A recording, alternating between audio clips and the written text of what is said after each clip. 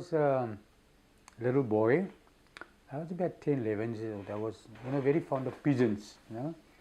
And every day when I come from school, I used to go to my next door neighbor.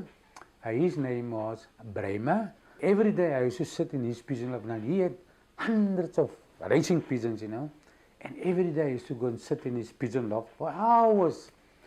And then one day he said to me, Noor, you're still very young, very, very young, but if you turn, say 17 one day, I will give you 50 racing pigeons.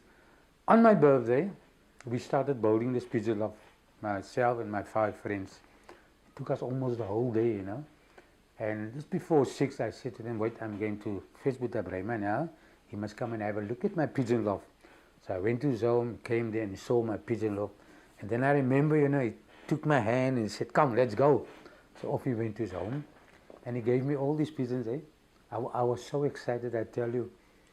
10 years later, when I left District 6, when I was kicked out of the area, I moved to Athlone. Then, of course, I had to build my new loft in Athlone. I used all the same wood, of course. Then, after 3 months, I said to my wife, I think it's about time. I'm going to let all my pigeons out, set them free. See if they will come home to this new home, in Athlone. And one Sunday morning, during the summer, about 7 in the morning, I let them all out, and I went outside and watched them, how they're circling in the air. I went back in, I said to my wife, I'm going now to Mitchell's Plain because all my friends moved to Mitchell's Plain. I'm going to spend the day there, but I'm not going to give, I don't want to give them food now.